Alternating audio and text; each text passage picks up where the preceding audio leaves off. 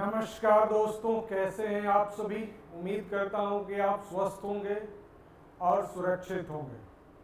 मैं विनय सिंह तेजस IAS academy के YouTube channel पर आपका स्वागत करता हूं और आज 4 जून 2021 के करंट अफेयर्स के विषय में आज हम चर्चा करेंगे और जिसको RNA और DNA कहते हैं, यानी news analysis, detail news analysis. और ध्यान देना, आज जो हम लोग डिस्कशन करने जा रहे हैं वो ये मुख्य जो समाचार पत्रों में या फिर जो current affair UPSC, all PSCs and other competitive exams के लिए समराइज करके मैं आपके सामने प्रस्तुत करने जा रहा हूं। इसलिए हम उम्मीद करते हैं कि आप लोग कमेंट सेक्शन में कमेंट जरूर करेंगे। अगर आपको किसी भी तरह का कोई सुझाव देना हो या किसी भी तरीके से कोई क्वेश्चन पूछना हो तो आप लोग सहर्ष मेरे से क्वेश्चन पूछ सकते हैं। तो RNA DNA जो आज हम लोग करेंगे, इसमें आज जो हम लोग पढ़ने जा रहे हैं उसमें मुख्य रूप से आज हम देखेंगे अंकुर योजना, उसके बाद स्वास्थ्य तकनीक, उसके बाद राष्ट्रीय बाल अधिकार संरक्षण आयोग NCPCR और PM केयर फॉर चिल्ड्रेन और केंद्र द्वारा नागरिकता आवेदन। ध्यान देना, नागरिकता आवेदन से संबंधित शक्तियों का विस्तार। ये हम 5 टॉपिक पे आज डिस्कशन करेंगे और इसे संभावित क्वेश्चंस को भी हम लोग देखेंगे। तो चलिए हम लोग देखना शुरू करते हैं। अंकुर योजना, अंकुर योजना की जब भी हम बात करते हैं, यह मध्य प्रदेश, यह ध्यान देना, यह किस सरकार के द्वारा शुरू किया गया है, तो यह है मध्य प्रदेश सरकार के द्वारा अंकुर नामक योजना का शुभारंभ किया है, जिसके तहत क्या किया गया है, नागरिकों को मानसून के दौरान, यानी भारत में जो मानसून आता है ना, आपका लास्ट वीक ऑफ मई और फर्स्ट वीक ऑफ जून से लेकर आप देखेंगे कि सितंबर तक के दौरान, मानसून के दौरान पेड़ लगाने के लिए सम्मानित किया जाएगा। ध्यान देना कि इकोलॉजी सिस्टम को प्रॉपर मैनेज करने के लिए हमारे अर्थ पर, खासकर अगर पर्वतीय क्षेत्रों, माउंटेन रीजन अगर है, तो वहाँ 60% प्लस फॉरेस्ट होने चाहिए, जबकि अगर प्लेटू रीजन है तो 40+ होने चाहिए। अगर वो मैदानी भाग है तो 25% ज्यादा होना चाहिए और एग्रीगेट 33.3% होना चाहिए। तो मैं आपको बताना चाहता हूं कि यह इकोलॉजी सिस्टम को प्रॉपर मैनेज करने के लिए इस तरह के हमारे फॉरेस्ट का आवरण, यानी जंगलों का आवरण होना चाहिए। मध्य प्रदेश का यह इनिशिएटिव काफी सराहनीय है और इसे कहा भी जा सकता है कि सभी नागरिकों को जागरूकता फैलाने के लिए यह अंकुर योजना जो लाया गया है, यह कहा गया है कि मानसून के दौरान क्या किया जाएगा। ये मानसून के दौरान जो चीजें कहा गया है कि मानसून के दौरान अगर आप पेड़ लगाते हैं तो इसको सम्मानित किया जाएगा। पौधारोपण की पहल करने वाले लोगों को उनकी भागीदारी के लिए प्राणवायु, ध्यान देना, जो पुरस्कार दिया जाएगा उस पुरस्कार का नाम है प्राणवायु पुरस्कार। यह जो दिया जाएगा, प्राणवायु पुरस्कार दिया जाएगा। यह इसमें जो, तो सबसे पहले अंकुर योजना किसके द्वारा शुरू किया गया, MP। और प्राणवायु पुरस्कार किसको दिया जाएगा, जो अंकुर के तहत जो मानसून सीजन में पौधे लगाएंगे। इसी के साथ अगर मैं आपसे चर्चा कर लूं कि इस योजना के तहत अधिक से अधिक जन भागीदारी सुनिश्चित की जाएगी। लोग वृक्षारोपण अभियान में भाग लेना चाहते हैं वो प्राणदूत ऐप पर, ध्यान देना, यह ऐप है प्राणदूत ऐप पर क्या कर सकते हैं, अपना पंजीकरण करा सकता है। प्रतिभागियों को पौधा लगाते समय एक तस्वीर अपलोड करनी होगी और ध्यान देना 30 दिनों के अंदर एक पौधे देखभाल करने के दूसरी तस्वीर अपलोड करनी होगी। सत्यापन के बाद मुख्यमंत्री प्रत्येक जिले के चुने गए विजेताओं को ये प्राणवायु पुरस्कार देंगे। तो ध्यान देना, अंकुर योजना कहाँ लाया गया है, मध्य प्रदेश में। उसके लिए कौन सा पुरस्कार दिया जाएगा, प्राणवायु पुरस्कार दिया जाएगा। रजिस्ट्रेशन कहाँ से होगा, प्राण आयु, ये जो आप देख रहे हो कि यह वायुदूत ऐप पर आप क्या कर सकते हैं, ये वायुदूत ऐप पर जाकर रजिस्ट्रेशन कराना होगा। उसके लिए जिस दिन आप पौधा लगा रहे हैं उसको एक फोटो भेजना होगा और उसके बाद जो होगा आपको मैं बता दूं कि आफ्टर 30 डेज बाद दूसरा फोटो अपलोड करना होगा, जिसके तहत क्या होगा, ये क्या हो गया, मुख्यमंत्री के प्रत्येक जिले में मुख्यमंत्री के शागिर्द में क्या हो जाएगा, इन विजेताओं को चुना जाएगा और प्राण आयु पुरस्कार के लिए क्या किया जाएगा, उनको पुरस्कार दिया जाएगा। तो ये रहा अंकुर योजना। अब हम लोग चाहते हैं स्वास्थ्यिक तकनीकी। तो स्वास्थ्यिक तकनीकी जो होती है, आजकल पेंडेमिक के बढ़ते दौर को देखते हैं, वायरस, फंगस और इस तरीके से जो हमारे शरीर के लिए काफी घातक हो सकते हैं, उनको प्रोटेक्ट करने के लिए तमाम तरह के इस टेक्नोलॉजी को यूज किया जा रहा है। उसी में से एक टेक्नोलॉजी अगर हम बात करें तो स्वास्थ्यिक तकनीकी है।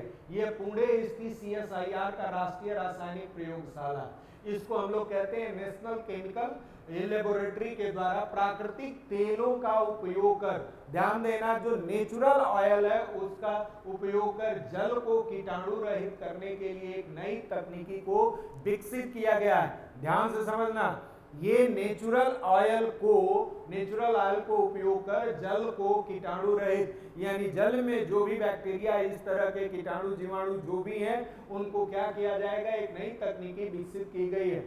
शोधकर्ताओं के द्वारा इसका नाम स्वास्थ्यिक नाम महत्वपूर्ण, ये हाइब्रिड तकनीकी विकसित की गई है, जिसके तहत दबाव में कमी करके तरल पदार्थ जैसे जल को उबाला जाता है और साथ ही उसमें रोगाणु रोधी गुणों के प्राकृतिक तत्वों, तेलों का भी उपयोग किया जाता है। उसमें उबालने के बाद जो क्या होता है कि ये जो प्रोटेक्टेड, जो इसमें जो प्राकृतिक तेलों के उपयोग किया जाएगा, यह तकनीकी एंटीबायोटिक प्रतिरोधी उपभेदों सहित सभी प्रकार के हानिकारक बैक्टीरियों को खत्म करने में सक्षम होगा।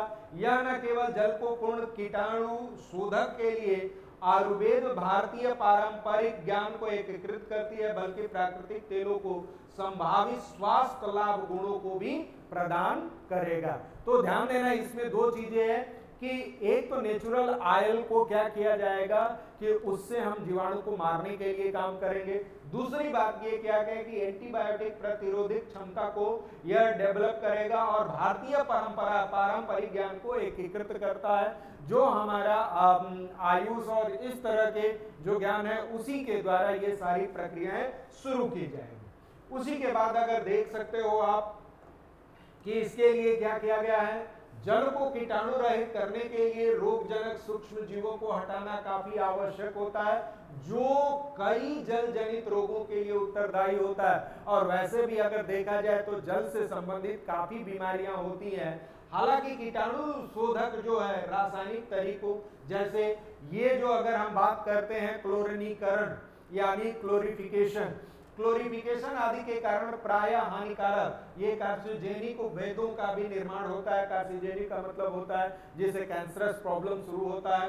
ये जो कि उपयोग की दृष्टि से काफी हानिकारक होता है। अगर इस तरीके के अगर चीजें करते हैं तो वो काफी हानिकारक होता है। सुरक्षित पेयजल के महत्व को देखते हुए जल जीवन मिशन में, ये ध्यान देना, जल जीवन मिशन के तहत सरकार का वर्ष 2024 तक सभी ग्रामीण घरों में कार्यात्मक घरेलू नल कनेक्शन, हर घर नल सुविधा सुनिश्चित करना था। तो ध्यान देना, हर घर में नल की सुविधा दिया जाएगा जल जीवन मिशन के तहत, और हर घर जल सुनिश्चित करना था 2024 तक। 15 अगस्त 2019 को जल जीवन मिशन की घोषणा के बाद 4 करोड़ घरों में नल के पानी के कनेक्शन उपलब्ध कराए गए हैं। यह एक काफी अचीवमेंट है, जिसके आधार पर हम ये भी कह सकते हैं कि अगर स्वस्थ जल मिलता है तो आधी बीमारियां यहीं से समाप्त हो जाएगी। इसलिए यह स्वास्थ्यिक तकनीकी है, यानी स्वास्थ्यिक टेक्नोलॉजी है, वो हमारे लिए काफी उपयुक्त होगा।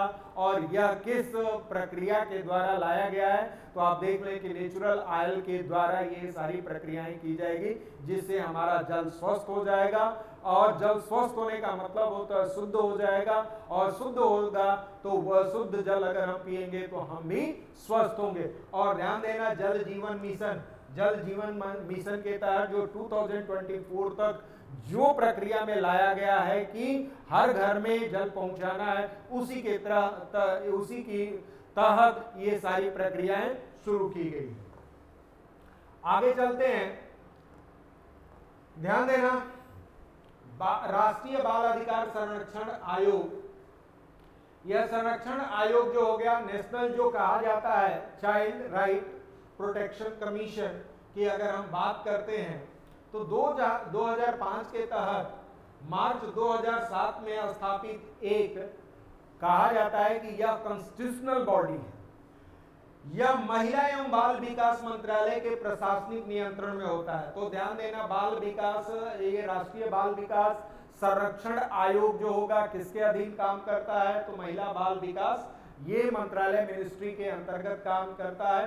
2007 में इसको क्या किया गया था कि इसको एज ए कॉन्स्टिट्यूशनल राइट दिया गया था। इसी के साथ मैं आपको यह भी बताना चाहूंगा कि यह राष्ट्रीय दर्जा तो दिया गया, आयोग का प्राथमिक कार्य यह सुनिश्चित करना है कि सभी देशों में बन रहे सभी कानून, नीतियां, कार्यक्रम और प्रशासनिक तंत्र बाल अधिकारों के परिप्रेक्ष्य में भारतीय संविधान एवं बाल अधिकारों पर संयुक्त राष्ट्र के कन्वेंशन के अनुरूप हो। तो ध्यान देना, पूरे वर्ल्ड की अगर बात करते हैं सभी देशों में, अगर जो बच्चों के लिए जो नियम और कानून, और ध्यान देना कानून, नीतियां, कार्यक्रम और प्रशासनिक तंत्र बाल अधिकारों के परिप्रेक्ष्य में भारतीय संविधान में बाल अधिकारों को संयुक्त रूप से ये संयुक्त राष्ट्र कन्वेंशन के अकॉर्डिंग बनाया गया। तो ध्यान देना, जो यूएनओ का कन्वेंशन है कि चाइल्ड प्रोटेक्शन एक्ट का जो है, उसी के तहत हमारे इंडिया में भी इस तरह की प्रक्रियाएं शुरू की गई है। यह शिक्षा के अधिकार अधिनियम 2009 के तहत एक बच्चे को मुफ्त और अनिवार्य शिक्षा देने का अधिकार से संबंधित शिकायतों को भी की जांच करता है, और यह यौन अपराधों को बच्चों को संरक्षण पास्को के अधिनियम 2012 के क्रियान्वयन को भी निगरानी करता है। तो ध्यान देना, राष्ट्रीय बाल अधिकार संरक्षण आयोग मुख्यतः कौन कौन से काम करता है, तो शिक्षा के अधिकार के लिए ये एक बच्चे को मुफ्त और अनिवार्य शिक्षा के अधिकार की भी बात करता है, और पास्को के यानी यौन अपराधों के बच्चों के संरक्षण करने के लिए भी यह राष्ट्रीय बाल अधिकार संरक्षण आयोग काम करता है। अब ध्यान देना कि यह संरक्षण काम करता है, आपने देखना है कि राष्ट्रीय बाल संरक्षण जो आयोग है उसी के द्वारा क्या है कि पीएम केयर फंड, अगर पीएम केयर फंड की बात करें तो सरकार कोविड-19 के महामारी के द्वारा उत्पन्न किसी प्रकार की आपातकालीन एवं संकटपूर्ण स्थिति से निपटने हेतु आपात स्थितियों में प्रधानमंत्री नागरिक सहायता और राहत कोष की स्थापना की है। जो ध्यान देना, कोई भी पेंडेमिक हो और इस तरह के आपात स्थितियों में प्रधानमंत्री क्या करता है कि वो उसमें एक ऐसे कोष को जनरेट करता है जिससे कि स्वेच्छा रूप से कोई अगर इस केयर मतलब पीएम केयर फंड में क्या करता है कि अपना पैसे ट्रांसफर करता है, ऐसे दान देता है ताकि जिनकी आवश्यकताएं हैं वो इस फंड के द्वारा पूरा किया जा सके। तो पीएम केयर फंड्स जो होता है एक सार्वजनिक ये धर्मार्थ ट्रस्ट है जिसके अध्यक्ष प्रधानमंत्री होते हैं, यानी सदस्यों में ध्यान देना रक्षा मंत्री, गृह मंत्री और वित्त मंत्री शामिल होते हैं। तो ध्यान देना, पीएम केयर फंड में के जो अध्यक्ष होते हैं वो कौन होते हैं, वो बेसिकली प्रधानमंत्री इसके अध्यक्ष होते हैं, और रक्षा मंत्री, गृह मंत्री और वित्त मंत्री इसमें शामिल किए जाते हैं। इसी के साथ मैं आपसे बता दूं कि यह कोष सूक्ष्म दान के लिए जिसकी जितनी क्षमता है उसी के ये सक्षम बनाता है, यानी इसमें राशि की सीमा निर्धारित नहीं की गई, जिसके परिणाम स्वरूप बड़ी संख्या में लोग योगदान करने में सक्षम होते हैं। जिसकी मनोस्थिति, जिसका जितना सद्भाव, जितना जिसकी अगर कैपेसिटी है उसके अकॉर्डिंग दान दे सकता है, यानी पीएम केयर फंड्स में दे सकता है। यह कोष जो है आपदा प्रबंधन क्षमताओं को मजबूत करने एवं नागरिक सुरक्षा हेतु अनुसंधान करने को प्रोत्साहित करता है, और पीएम केयर फंड में किया गया योगदान कारपोरेट सोशल रिस्पॉन्सिबिलिटी ये सीएसआर के रूप में योग्य है। तो ध्यान देना, पीएम केयर फंड में किया गया जो योगदान है वो कारपोरेट सोशल रिस्पॉन्सिबिलिटी के रूप में योग्य है। इसी के साथ अगर देखा जाए तो अभी प्रधानमंत्री साहब ने पीएम केयर फॉर चिल्ड्रेन योजना लाया है। और यह क्या है कि 2000, ये जो ध्यान देना, कोविड-19 के कारण अनाथ हुए सभी बच्चों के लिए विशेष PM care fund for children की योजना की घोषणा की है। तो ध्यान देना, पीएम केयर, ये पीएम केयर फॉर चिल्ड्रन जो योजना है वो प्रधानमंत्री के केयर फंड से क्या हो जाएगा, दिया जाएगा। साथ ही सर्वोच्च न्यायालय ने जिला अधिकारी को राष्ट्रीय बल, ये ध्यान देना, सर्वोच्च न्यायालय यानी सुप्रीम कोर्ट ने जिला अधिकारियों को राष्ट्रीय बाल अधिकार संरक्षण जो आयोग, अभी मैं थोड़ी देर पहले बताया था, के द्वारा निर्मित बाल स्वराज पोर्टल पर, ये ध्यान देना, जिस पोर्टल पर इनको रजिस्टर्ड करना है या विवरण देना है वो है बाल स्वराज पोर्टल पर, ऐसे बच्चों का विवरण प्रदान करने का आदेश दिया है जिन्हें देखभाल और सुरक्षा की आवश्यकता है। जिन बच्चों को कोविड-19 के कारण अपने माता पिता, कानूनी अभिभावक या दत्तक माता पिता को खो दिए हैं, उस योजना के लिए पात्र होंगे।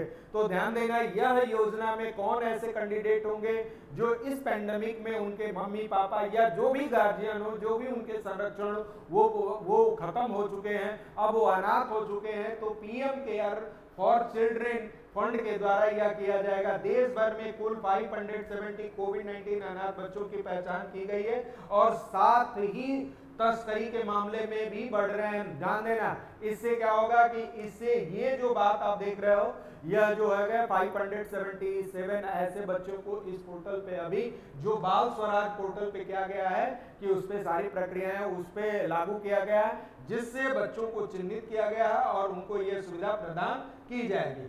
अब यह है कि पीएम केयर फॉर चिल्ड्रन योजना के तहत क्या क्या चीजें मिलने वाला है, तो उसके तहत आप ध्यान देना कि क्या क्या चीजें हैं। ये 10 लाख रुपए का कोर्स, पहला है कि 10 लाख रुपए, इनमें से प्रत्येक बच्चे को पीएम केयर फंड से 10 लाख रुपए का एक कोर्स आवंटित किया जाएगा। तो सबसे पहले 10 लाख रुपए का पीएम केयर फंड से 10 लाख रुपए क्या क्या आवंटन किया। इस कोर्स का उपयोग 18 वर्ष की आयु के बाद अगले 5 वर्षों के लिए, ध्यान देना, यह इस कोर्स का उपयोग ये 18 वर्ष के बाद ही कर सकते हैं और 5 वर्षों तक उच्च शिक्षा के अवधि के दौरान बच्चों को व्यक्तिगत आवश्यकताओं को पूरा करने के लिए मासिक वित्तीय सहायता या छात्रवृत्ति के लिए उपयोग किया जाएगा और 23 वर्ष की आयु पूरी करने पर व्यक्तिगत एवं व्यवसायिक उपयोग के लिए उसे एक मुफ्त रूप में या कोर्स की राशि मिलेगी। तो ये ध्यान देना, 18 वर्ष के बाद जो हायर एजुकेशन के लिए 5 सालों के लिए ये बच्चों को, यानी जो अनाथ बच्चे हैं, ये व्यक्तिगत आवश्यकताओं को पूरा करने के लिए उनको मासिक वित्तीय सहायता दी जाएगी और इसी के साथ वो 23 वर्ष अगर पूरा कर लेता है तो व्यक्तिगत या व्यवसायिक क्रियाकलापों के लिए उपयोग करने के लिए उनको इस कोष से यह राशि दी जाएगी। तो सबसे पहले उनको 10 लाख रुपए की कोष मिलेगा। दूसरा है बच्चों की शिक्षा की बात करता है, बच्चों की शिक्षा की बात करता है, छोटे बच्चों की शिक्षा का तंत्र, केंद्रीय विद्यालय, ध्यान देना, ये केंद्रीय विद्यालयों निजी स्कूलों में उच्चतर माध्यमिक स्तर तक प्रवेश के माध्यम से वहन किया जाएगा। यानी सारे एजुकेशन जो होंगे ये जो होगा पीएम केयर फंड के द्वारा रिलीज किया गया फंड से होगा। इन बच्चों के उनकी उच्च शिक्षा के दौरान ट्यूशन फी या शैक्षणिक ऋण के बराबर छात्रवृत्ति एवं आर्थिक सहायता भी प्रदान की जाएगी, जहां ऋण पर ब्याज का भुगतान पीएम केयर फंड द्वारा किया जाएगा। तो एजुकेशन पे जो भी बच्चों के लिए खर्च किया जाएगा वो बेसिकली किसके लिए होगा, वो पीएम केयर फंड के से वो राशि का आवंटन किया जाएगा। इसी के साथ अगर स्वास्थ्य बीमा की बात करते हैं, स्वास्थ्य बीमा की बात करते हैं, आयुष्मान भारत, ध्यान देना, आयुष्मान भारत योजना के तहत सभी बच्चों को एक लाभार्थी के रूप में नामांकित किया जाएगा, जिसमें 5 लाख रुपए तक का स्वास्थ्य बीमा कवर शामिल होगा। ध्यान देना, ये आयुष्मान भारत योजना के तहत उनको 5 लाख रुपए का क्या किया जाएगा, स्वास्थ्य बीमा दिया जाएगा।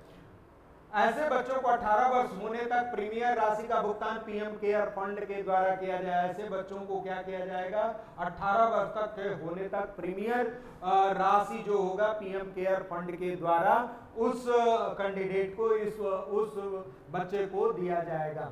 अब है बाल स्वराज कोविड केयर। ये बाल स्वराज कोविड केयर क्या है, तो ध्यान देना, राष्ट्रीय बाल अधिकार संरक्षण आयोग के देखभाल और सुरक्षा की आवश्यकता वाले बच्चों की पहचान करने के लिए एक ऑनलाइन ट्रैकिंग पोर्टल बाल स्वराज ये कोविड केयर पोर्टल तैयार किया गया है। तो ध्यान देना, इस तरह के बच्चों को क्या किया गया है, ट्रैकिंग पोर्टल, ये ऑनलाइन एक ट्रैकिंग पोर्टल किया गया है जिसमें बाल स्वराज ये कोविड केयर पोर्टल तैयार किया गया है। यह उन बच्चों को ऑनलाइन ट्रैकिंग और डिजिटल रियल टाइम मॉनिटरिंग के उद्देश्य से बनाया गया जिन्हें देखभाल और सुरक्षा की आवश्यकता है। तो बाल स्वराज कोविड केयर से हम क्या होते हैं कि real time, digital real time monitoring के द्वारा क्या किया जाता है, उनकी संरक्षण और उनकी देखभाल किया जा सकता है। संरक्षण और देखभाल और उनकी सुरक्षा भी देखभाल किया जा सकता है। ये है पीएम केयर फॉर चिल्ड्रन और ये योजना के तहत बाल स्वराज कोविड केयर। उसी के बाद एक बहुत बड़ा एक मुद्दा आया है कि जो हमारे भारतीय संविधान के पार्ट 2 में नागरिकता जो आर्टिकल 5 से लेकर 11 तक दिया गया है, ये नागरिकता संबंधित प्रावधान का है। जिस समय भारत का संविधान बन रहा था उस समय बहुत सारे आर्टिकल उसमें नहीं दिए गए, बाद में वो क्या गया, संसद पर ये छोड़ दिया गया कि जिस तरीके से भारत में नागरिकता संबंधित कानून को बनाना, इंक्रीज करना, डिक्रीज करना, मतलब ऐड ऑन करना, उसमें एबोलिश करना, ये जो पूरी जिम्मेदारी जो दी गई है वो संसद को दी गई। तो टाइम टू टाइम इस तरीके से भारत में संविधान में कुछ परिवर्तन भी किए गए हैं। नागरिकता संबंधित कुछ प्रावधानों को लेके भी परिवर्तन किया गया है, जो भारतीय संविधान के टाइम टू टाइम अगर देखा जाए तो उसी में से क्या हो गया है कि एक परिवर्तन हुआ है। तो पहले हम लोग समझ लेते हैं कि नागरिकता बेसिकली है क्या। तो नागरिकता की अगर हम बात करते हैं तो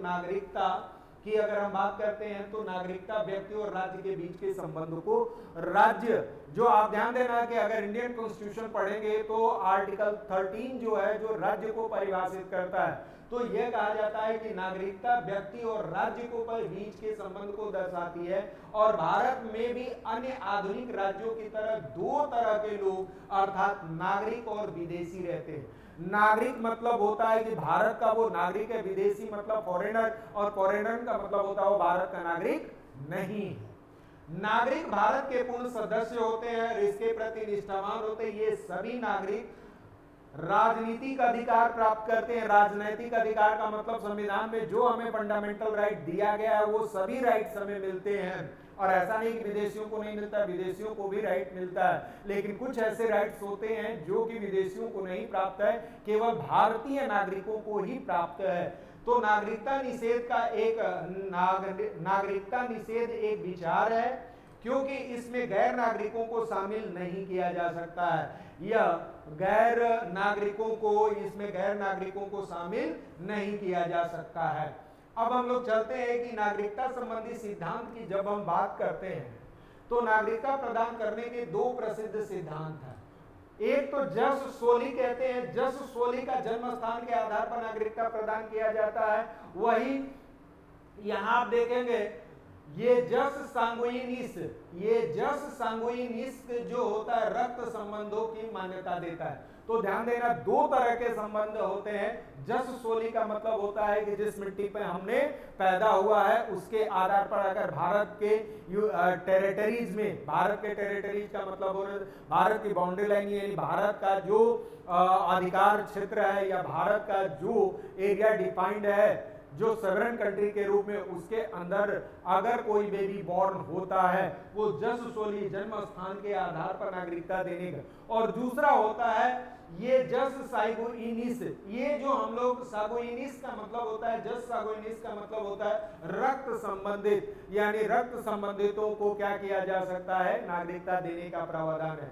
मोतीलाल नेहरू 1928 के समय में भारतीय नेतृत्व में जस सोली की प्रबुद्ध अवधारणा के पक्ष में थे। तो ये ध्यान देना, इंडियन का आप हिस्ट्री जब पढ़ते हैं तो साइमन कमीशन गो बैक का जब हम लोगों ने स्लोगन दिया था और साइमन कमीशन को भगाया था, तो उस समय जो था पंडित ये मोतीलाल नेहरू की एक कमेटी बनी थी और उस कमेटी का मेन रिकमेंडेशंस जो था उसमें इस तरह के नागरिकता संबंधित कुछ इस तरह की बातों का प्रावधान किया गया था। और जस सांगुइनिस का मतलब होता है, जस सांगुइनिस के नस्लीय विचारों पर, या ध्यान देना नस्लीय विचारों से संविधान सभा ने खारिज कर दिया था। क्योंकि यह भारतीय लोकाचार के खिलाफ है। बेसिकली ब्लड रिलेशन जो हो जाएगा वो बेसिकली नेशनलिज्म को, ध्यान देना, नक्सली को प्रमोट करने लगेगा। इसलिए जो भारत का कॉन्स्टिट्यूएंट असेंबली था उसको पूरी तरीके से नकार दिया था कि ये भारत में नागरिकता अगर देने का प्रावधान होगा तो इस विचार पर नहीं किया जाएगा, उस पे क्या होगा कि जस्ट सोली कंसेप्ट पर दिया जा सकता है। अब उसी के आधार पर नागरिकता का संवैधानिक प्रावधान अगर देखें तो अभी मैंने बताया था कि नागरिकता संबंधित प्रावधान की बात करते हैं तो नागरिकता को भारतीय संविधान के तहत संघ सूची में दिया दे, यूनियन लिस्ट में सूचीबद्ध किया गया है। इस प्रकार संसद के अन्य अधिकार क्षेत्र, अभी मैंने बताया था कि संसद को बहुत सारे हमारे भारतीय संविधान में नागरिकता संबंधित प्रावधान को लेके बहुत सारे राइट्स दिए गए हैं।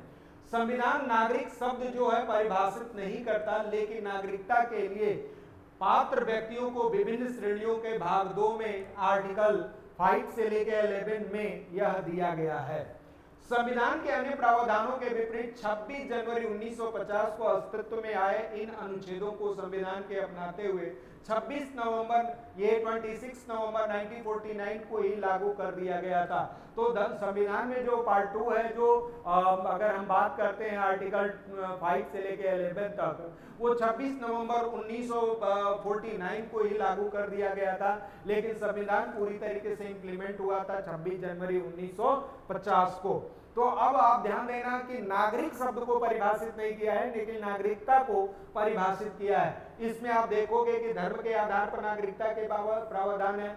जो ये अधिनियम किसके द्वारा है, ये नागरिकता अमेंडमेंट यानी सिटीजन अमेंडमेंट एक्ट जो है, ये 2019 के प्रमुख प्रावधान धर्म के आधार पर नागरिकता देने के प्रावधान में क्या किया गया है। इस विधेयक में यह प्रावधान किया गया कि 31 दिसंबर 2014 को या उससे पहले भारत में आकर रहने वाले, ध्यान देना, अफगानिस्तान, बांग्लादेश और पाकिस्तान के हिंदू, सिखों, बौद्धों और जैनियों, पारसियों और ईसाइयों को अवैध प्रवासी नहीं माना जाएगा। ध्यान देना, 31 दिसंबर 2014 से पहले अगर कोई व्यक्ति भारत में आ चुका है और वो अफगानिस्तान, बांग्लादेश और पाकिस्तान के हिंदू कम्युनिटी से हो, सिख कम्युनिटी से हो, बौद्ध कम्युनिटी से है, जैन कम्युनिटी से है, पारसी कम्युनिटी से हो और ईसाई कम्युनिटी से अगर आया है तो अवैध प्रवासी नहीं माना जाएगा।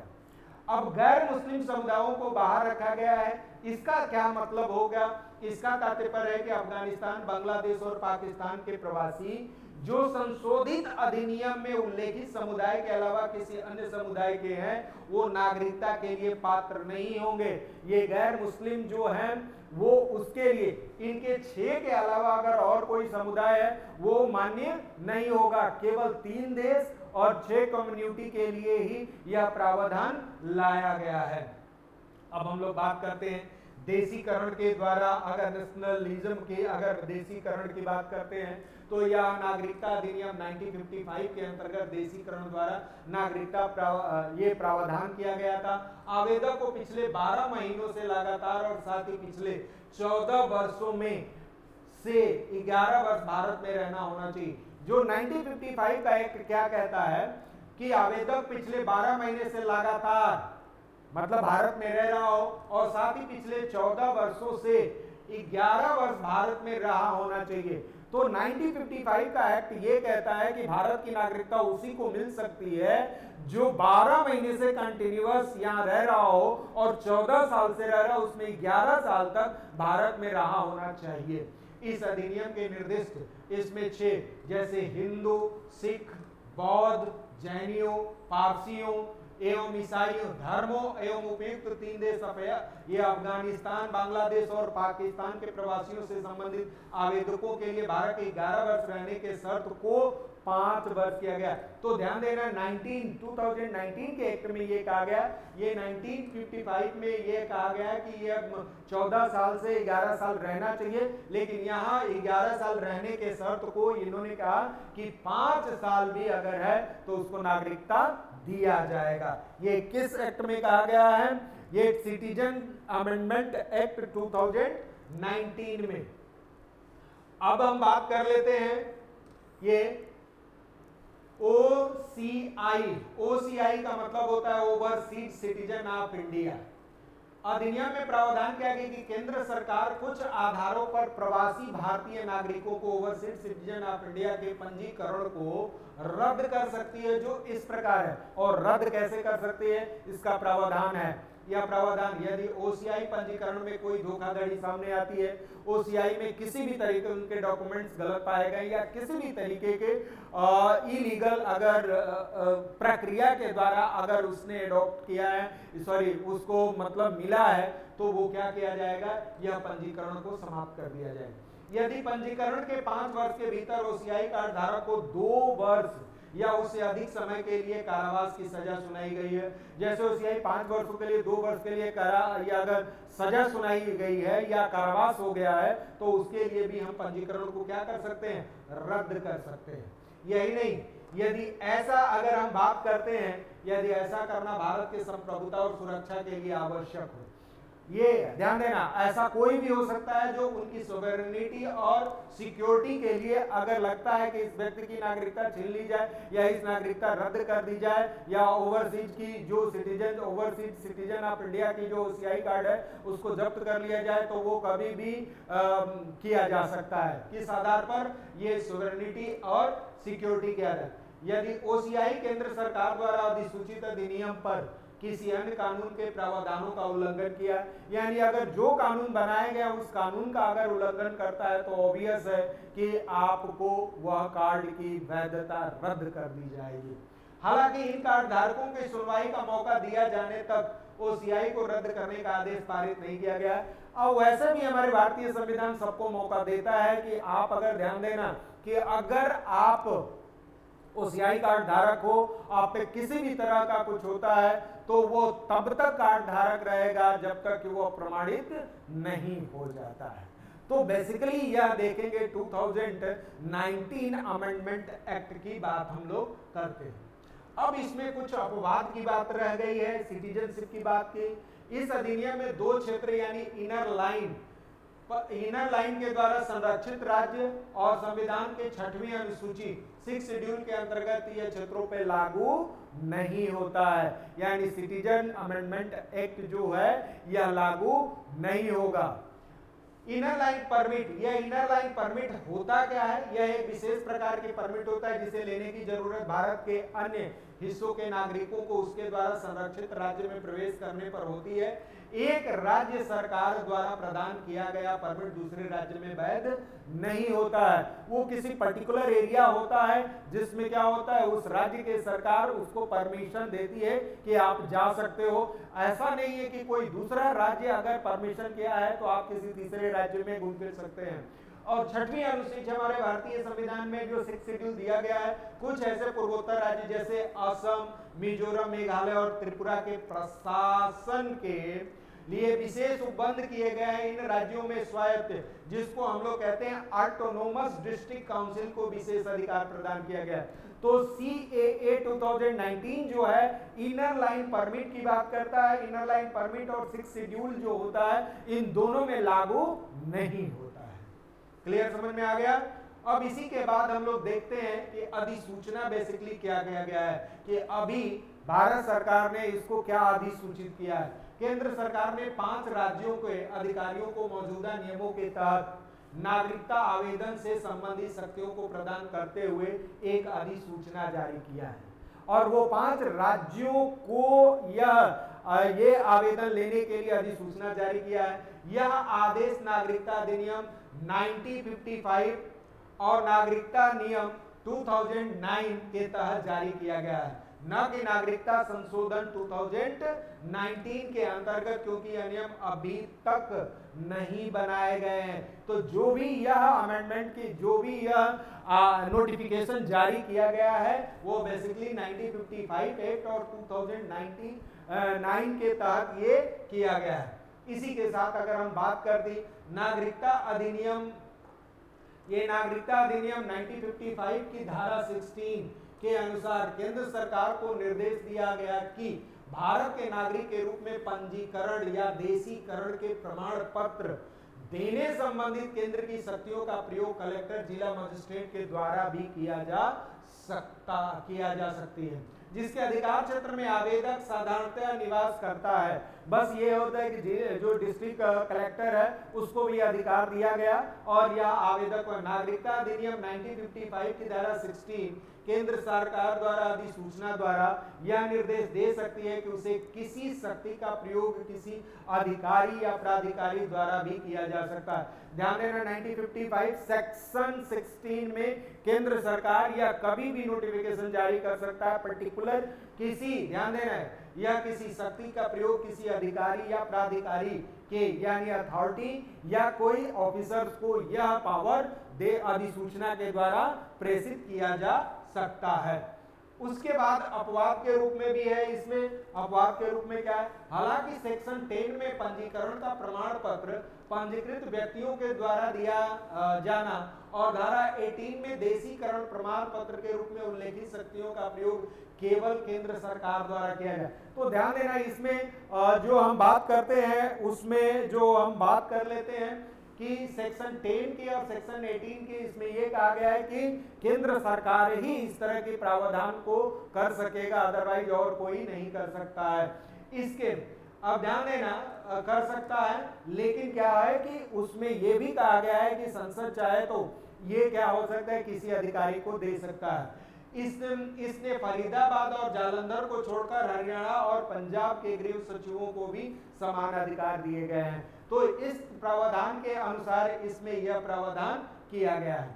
अब आप देखोगे कि राज्यों एवं जिलों जिनको यह राइट दिया गया है, यह राज्यों के 13 जिलों के कार्यालय तक शक्तियों को विस्तारित किया गया है। जो इस प्रकार गुजरात में जो दिया गया है वो मोरबी में दिया गया, राजकोट में, पाटन और बड़ोदरा।